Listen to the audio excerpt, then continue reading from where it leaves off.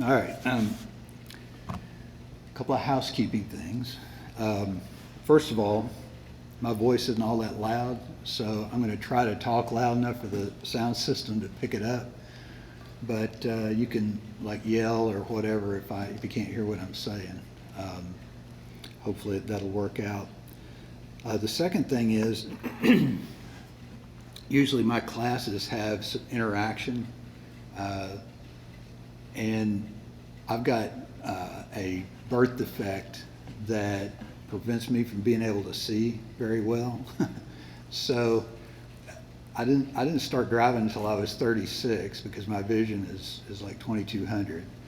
And one of the most awful things is driving down the road and seeing a police officer standing out in the intersection going like this. And I'm like, what's he doing standing there? Because I can't see his fingers moving, you know. And he stands there for a while, and I sit there for a while, and finally he starts waving his arms and turning red and everything. So I know I'm supposed to go. But so if you want to disagree with me, which you're free to do, and I encourage that. If you want to make a point or whatever, don't like go like this. You might have to wave your arm over your head so that I'll pick up on it. The third thing is, usually in my classes I give homework. So I've got a couple of things of homework over here. When we get toward the end, I'll get James and Liam to pass those out to everybody, and we'll go over it.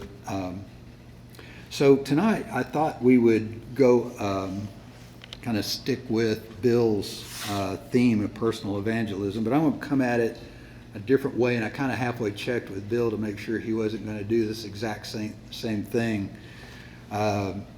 So the title of my lesson tonight is how to make evangelism personal. Okay, my thesis is what I believe about evangelism is it's all personal. Any of the things that we do, you know, the door knocking campaigns and tent meetings and all of that, those are just methods for doing personal evangelism. But all evangelism is personal. Anybody who's a disciple of Jesus Christ, that's part of the deal, is that as soon as you come on board, as soon as you become a Christian, you're expected to start evangelizing. Okay? Now, we're going to talk here in a little bit about what that means to us, you know, and what you think of when you do that. You know, it's like, oh no, you know, I can't do that. Well, you can. Jesus intended, when he set things up, he intended for us to be able to disciple. And so he's not going to ask us to do something that we can't do. So everybody can do that. Evangelism is personal, and it begins with relationship. Okay? Even somebody that you don't know, you know, that you meet at the store or whatever, you can establish relationship. And that's kind of a human need, is to be in a relationship with other people. There's certain aspects of the way that you're going to behave when you do that, like not yelling at people and stuff, you know. But there are ways that you can behave that are going to make that more likely, and it's going to bring about a better outcome. Evangelism, properly defined, is not a program, but a process of living a life, emulating Jesus and telling others why they want to become a follower. Evangelism is being a winsome ambassador for the kingdom. Does anybody know what winsome means? So winsome is just something that's attractive. Okay, so when you became a Christian, you became a citizen of heaven, of the kingdom. Okay, that's the real world. This world we live in is a false world. We're only living in this world until we can go to the real place. And so we are ambassadors, much like a political ambassador would be. If you were the ambassador of France, you would go over there and you would try to convert people to your way of thinking, and to understand where you're coming from, and so forth. So You want to try to become a winsome ambassador for Jesus. So how do you do that? It doesn't always look the same for everybody. For example, at South Knoxville, we had this lady named Mama Lois.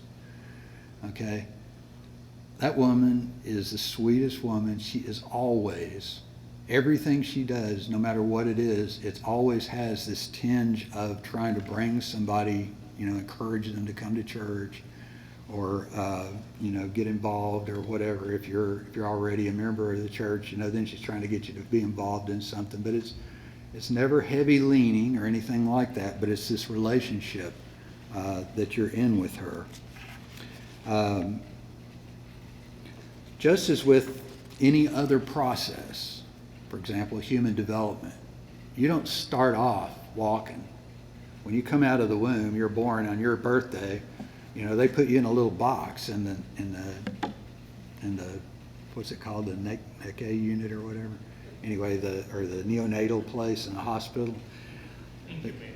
Yeah, the incubator. There you go. So they put you in there, and that's a nice place for you to, hang out for a while and grow and get your teeth. You can't eat steak or anything when you're that old.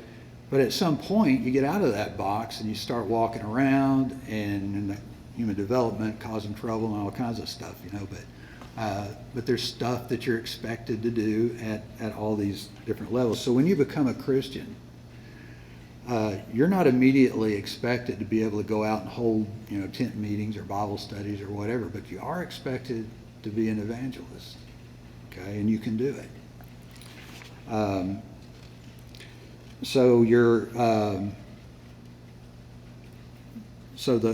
what's expected of you is what your level of maturation, how mature you are, based on your native personality, abilities, talents, and your situation in life. There's a psychology principle called the Peter principle. It was this guy named Dr. Peter something or other figured it out, and it essentially says that people tend to rise in an organization to their lowest level of incompetence. So you rise up through the level, and then when you stop being able to do your job, then you just sit there and not be able to do your job, and that really is harmful, for the company. Well, that's not what we want. We want people to behave at their level and be able to do the things where they are, and when they get to a point where they're really topped out, then they stretch and try to get to the next level, but they do that through learning. Okay. All right. So when are you supposed to do that? You do that as soon as you become a Christian.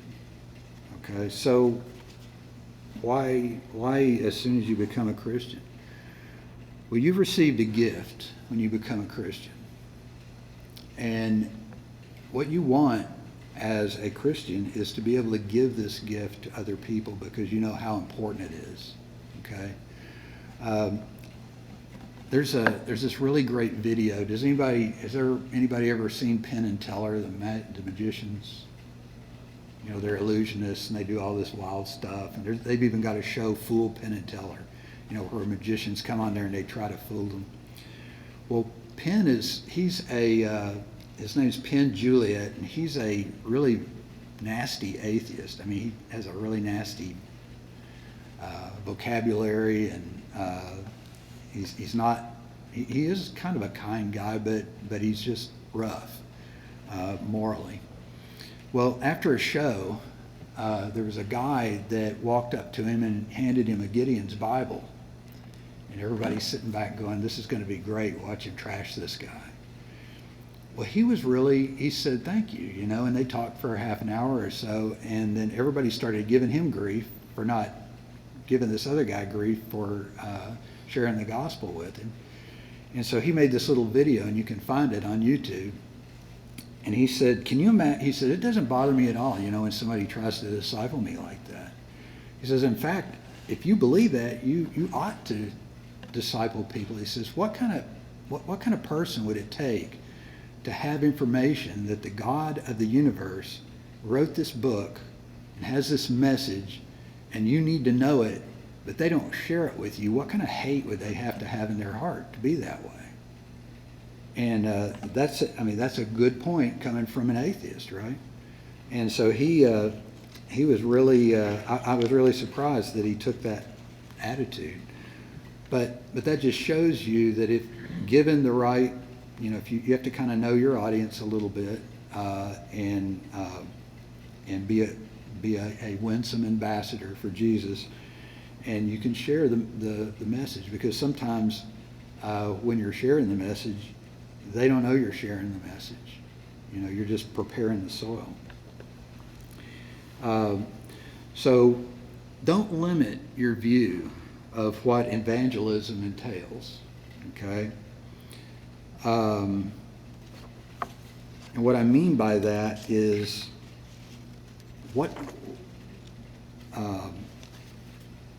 when you think about evangelism, what do you think about?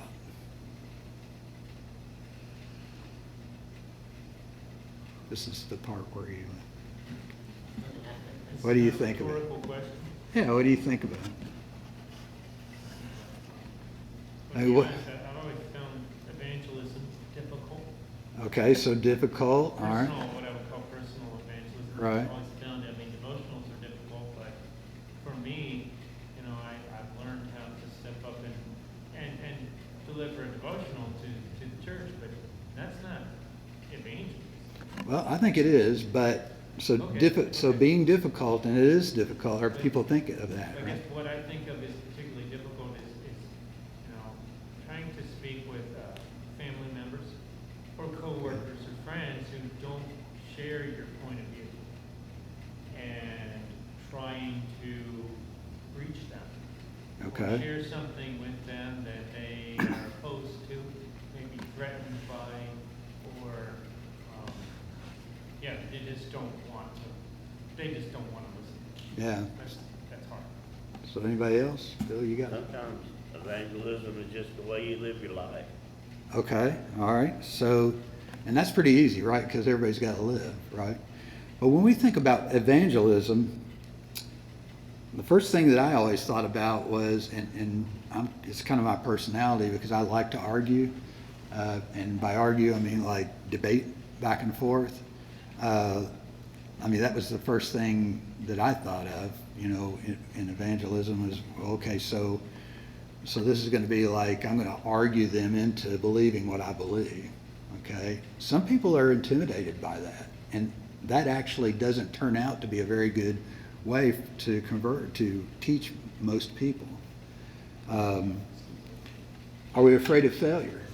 Wouldn't you want to evangelize by simply starting at the beginning where you're going out and inviting people? Okay, good. And if they're willing to listen, that means they might have an interest. Then it's a friendly thing. Gas, when you fill up the gas, when you're at the door, you're in line, you might as well talk to somebody. Yeah, so it's not, when you're doing it that way, it's not that hard to do, right? One of the things that people report about evangelism that they're concerned about is rejection.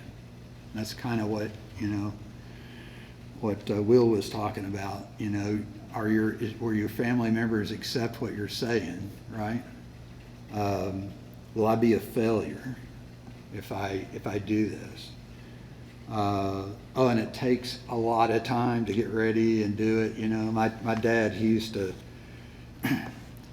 I'd be getting ready to do something, and he'd say, you spend half your time hauling off. And he meant, hauling off is like pulling your fist back, So getting ready, you spend half of your time getting ready to do the thing, and you never end up getting it done, So the time is now, and you go with the tools that you've got.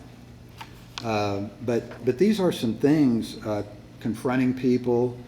I don't know how you are about sales, but when I try to sell popcorn in Scouts, I go up and knock on the door, and they'd come to the door, and I go, you don't want to buy any popcorn, do you? And they go, no, thank you very much. They close the door. I never sold any, because that's, go for it. When you do that, you're talking them out of it, aren't you? I know you are, and that's if you do that, if you approach door knocking that way, or speaking to your coworkers or whatever, then you're going to get a lot of rejection. Okay, so the best way to avoid rejection is to figure out how to do it without putting them in a spot where they can reject you. Okay, all right, so. But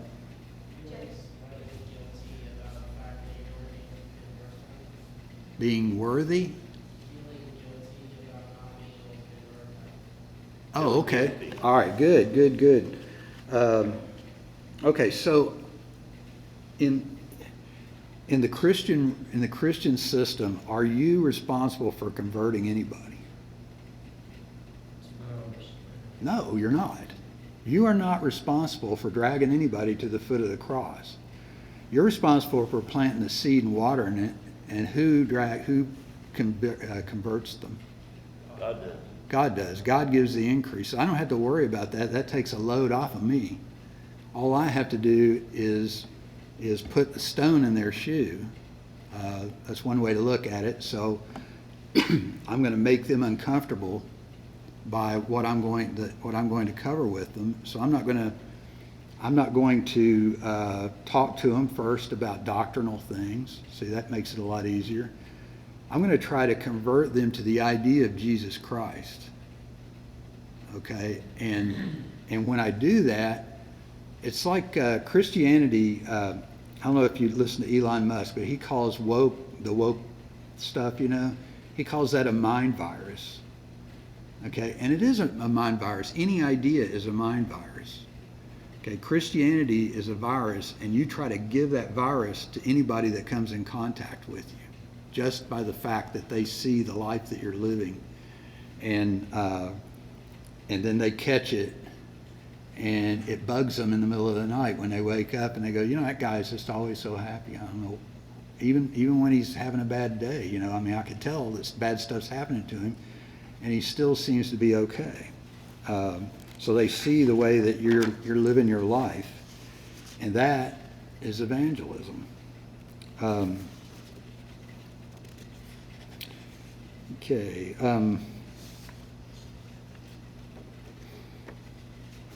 So the fact that you're going to grow as a Christian, so you know that, like right now, if you've never done any what you consider evangelism, so you dedicate yourself. You say, okay, from now on, I'm going to look for opportunity, and I'm going to go out, and when I'm at the store, I'm going to try to contact somebody. I'm not going to talk to them about, doctrine or anything like that, but I'm going to try to leave them with an impression that they want what I've got.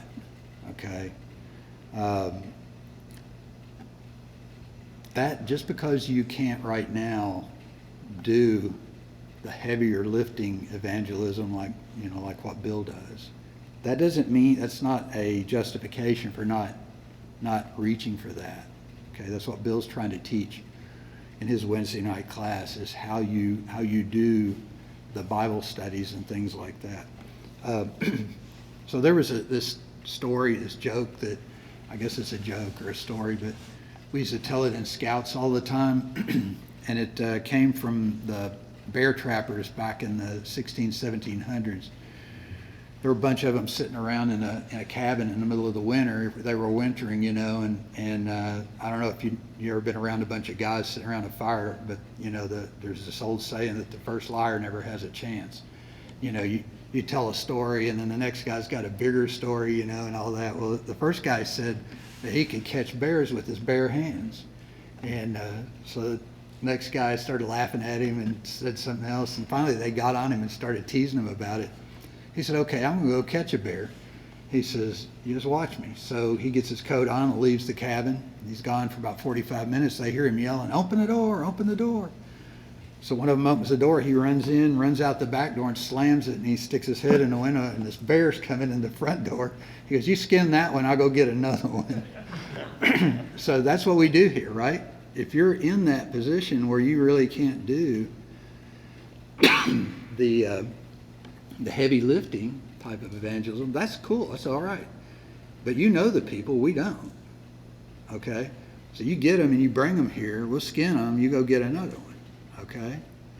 And that's how that works. And that's how, all of these programs that we do, those are great so far as they work. Some of them don't work as well now as they did back in the 40s and 50s, but the heartbeat and the blood of Christianity has always been, from the very beginning, Christian to person outside of Christ's connection, bringing them in. Okay, it's never been these big things as the Apostle Paul going around and talking, and he was constantly talking. Now that's a little bit heavy lifting because he was always, way down in the weeds, talking to people. But the early Christians were spreading the gospel just like a virus would spread. Anybody that came in contact with them. That's one of the reasons, by the way, that the Romans fell out of the torturing Christians and all of that kind of fell out of favor, is because the people were so ashamed that they were torturing these people that didn't do anything bad to them. And so even without hardly a word, sometimes you can affect the environment you're living in. Okay, so Galatians 4:19, Paul says, "My dear children, for whom I am again in the pains of childbirth until Christ is formed in you." Okay, that's what we're trying to do, and this evangelistic emphasis that we're trying to foster here helps us bring the mind of Jesus into our lives, and because that's he wants us to go out and to contact other people and bring them into the church, or to not convert them, but bring them into contact with Christ. To kind of show you that just because you become a Christian doesn't mean you're mature. I love this verse in 1 Corinthians 8:6-7. I don't know if you've ever thought about this when you read it. "Yet for us there is but one God, the Father, for whom all things came, and for whom we live. And there is but one Lord Jesus Christ, through whom all things came and through whom we live. But not everyone possesses this knowledge." And by everyone, he's talking about not all Christians are like that. They don't understand that. "Some people are still so accustomed to idols that when they see food sacrificed to idols, they think of it as been sacrificed to a god, little g. And since their conscience is weak, then it is defiled." Okay, so they see you eating meat. Well, the point is, the guy that's eating meat is strong. Maybe he's an apostle or a prophet or whatever, and so to him it's nothing. But this new Christian sees him doing that, okay? And he's tempted to do something that violates his conscience. Okay, so we're not all at the same level. So 1 Corinthians 3:6-7 talks about, I planted the seed, Apollos watered, and God's been making it grow or giving the increase. So neither the one who plants nor the one who waters is anything, but only God who makes things grow. All right, so you say, well, what if I go out and I'm at the store and I meet somebody and I tell them, we're talking, and I just say, hey, if you're looking for a church home or whatever, we meet so. What, they're just going to reject me and well, Isaiah 5:11 is an interesting verse.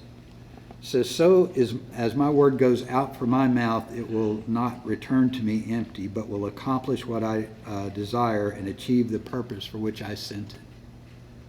Okay, when you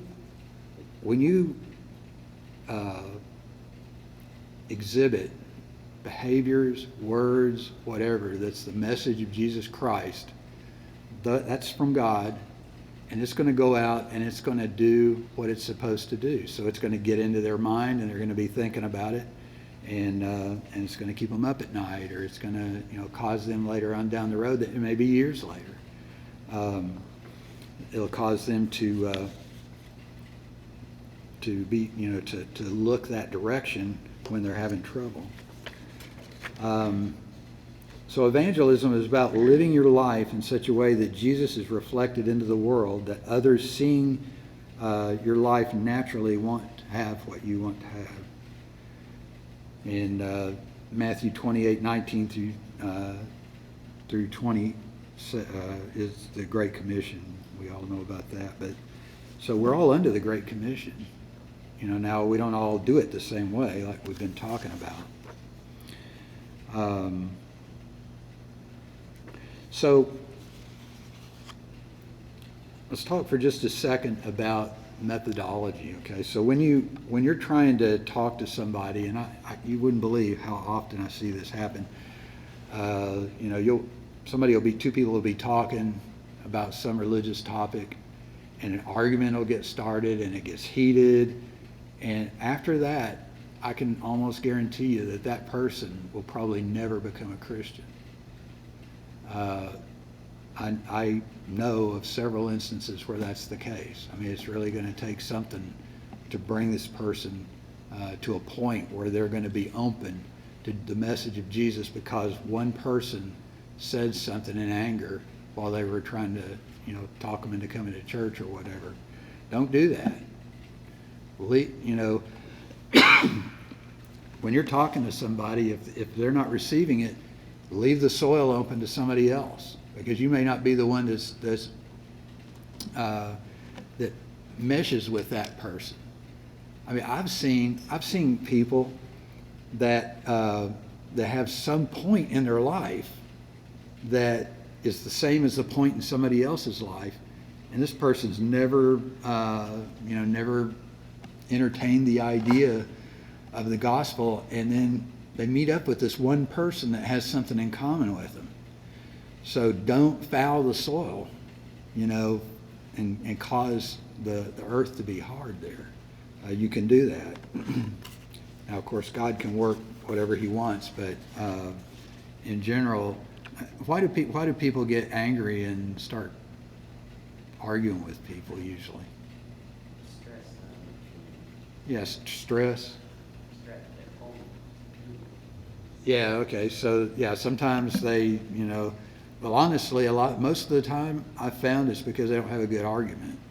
And, and there may be a good argument for what they're talking about, but they don't know what it is. So they're afraid they're getting ready to lose the argument. And I was talking to a woman one time over at UT. I used to go over there at lunch all the time. And it was about abortion. They were having an abortion rally, and she got really mad. I said, "Why are you getting really mad? I don't have any ability to make you do anything." Or she says, "I can't argue against what you're saying, and I'm afraid that I'm causing the whole movement to suffer." In other words, everybody's going to be ruined because I can't answer your argument, and and people think that about, if I fail, if they ask me something and I don't know it, then what am I going to do then? Well, what you do is you go, I don't know. Let me ask somebody and I'll get back with you. Just be honest. There's nothing wrong with you not knowing. There is something wrong with you saying you know when you don't. And you get caught up that way a lot. And when that happens, unfortunately, they start thinking that the people that wrote the New Testament thought that way. And then it's a lot harder for somebody else down the road to help convert that person, because now the Bible is tarnished in their mind. They may even use you as an example, which would be kind of embarrassing. But you just want to go on to the next person. If you kind of come to the end of your rope with that person and keep going. Galatians 1:9 says, "Let us not become weary in doing good, for at the proper time we will reap a harvest if we do not give up." Okay? So you just keep at it, and eventually you're going to reap the harvest. Eventually you're going to find somebody that you do click with, or somebody that you ask, you say, "Hey, why don't you, we go to church over here, why don't you come by and visit us sometime?" And then 6 months will go by and all of a sudden there they are. If that happens, if you invite somebody and you think there might be a chance, you might want to tell one of the elders, that you invited this person and here's what they're like, so that when we see them come through the door, they've already got some kind of relationship, even though they don't know it. We know something about their life. So keep growing. So the fruit of the Spirit, okay, Galatians 5:22 and 23. It says, "The fruit of the Spirit is love, joy, peace, forbearance, kindness, goodness, faithfulness, gentleness, and self-control. Against such things there is no law." Okay? These things, if you focus on that verse, and every morning when you get up, read that verse and think about, okay, so how can I try to fan the flames of the Spirit that's within me to produce this fruit in my life? If you do that and you really try, eventually you will find in your life that that you will grow in those areas. Some of those areas are harder to grow in others. And also, so I was talking to this one lady one time, and she was like, "I just have the worst luck, everything, my car breaks down, this happens, that happens, and I'm like, "Well, what's your prayer life like?" I was wondering if she was asking for God to help her or whatever. She goes, "Well, I'm always praying for patience." I said, "Well, stop that, I said, "God has given it to you, so stop that and start, pick up on something else and see what happens." God will God will answer your prayer, and sometimes it's in a way that you might not recognize right off. It was kind of funny because Cheryl and I, when we first got married, we'd go along and we'd get this windfall, and it'd be like $360. Like, that is great. So we'd sit down, okay, we're going to go to the beach, and we're going to, for 2 days, and then our car breaks down. Guess what? It costs $360 to fix it, and we're all walking around, man, that was really bad luck, and so then that kept happening. I mean, it must have happened 7 or 8 times, in a row, and all of a sudden I got the point, all right, so we're getting this money, and then we need it, so maybe it isn't just coming to us by chance. Maybe God's providing for us, and that has been true through our whole life. Not just money either. God provides things that you need. So when you're trying to grow, expect a little stress from now and again. Okay, so since we're thinking a little more broadly about evangelism, what are some areas that are wide open for our evangelistic effort? And let me tell you this to begin with. Evangelism doesn't always happen outside the church. Sometimes it happens inside the church. Encouragement, hospitality, things like that. So what are some ways that you can evangelize in your life?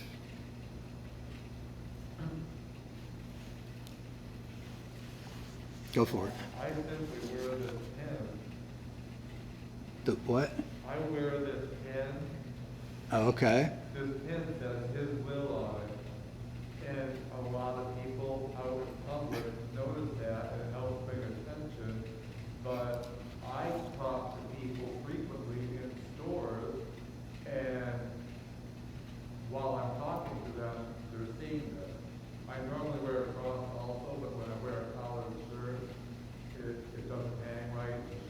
Right. So So you're, just start conversations and. right, so you're hoping that that's gonna start a relationship, right? That you can work into an evangelistic, effort, right? Yes, but at the same time, I find frequently I'm singing to the choir. Yeah. Well, that happens a lot, and that's not But bad, that's right? great. Okay. So what about our marriages? What's one of the reasons you get married? I mean, besides love and all that stuff. You know? What's another reason you get married? Besides that, yeah. Save money.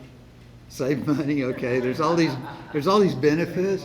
But one of the reasons Yes, that but you one of the reasons you get married is because it's a lot easier, you know, the two what they say, the two-fold cord is not easily broken, you know. So you push each other up. Okay, so you help each other with your vertical relationship. That's a primary horizontal relationship. So that's an evangelistic mission that you have, is to work with your spouse to produce not only outside your marriage, so like hospitality and things like that, but together to help each other go to heaven. Okay, and to bring it about. Raising children, how about that?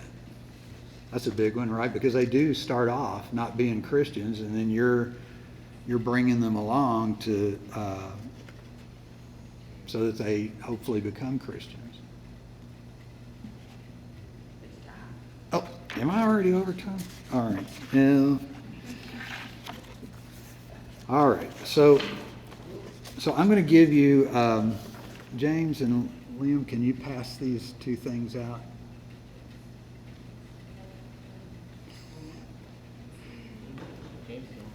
Yeah, just hand those out. Okay, so your homework for tonight, one of the easy ways to get things started is to have a story of why you're a Christian.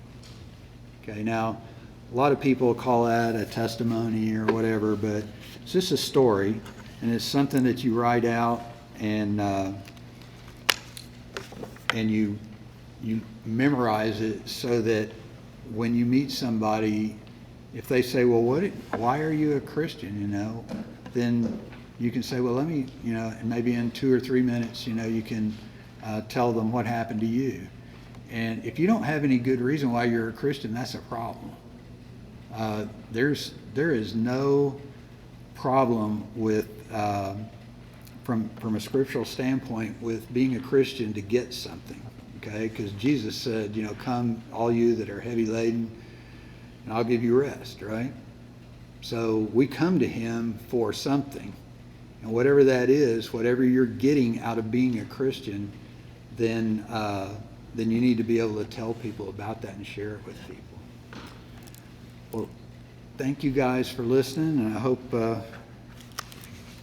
you learned something useful.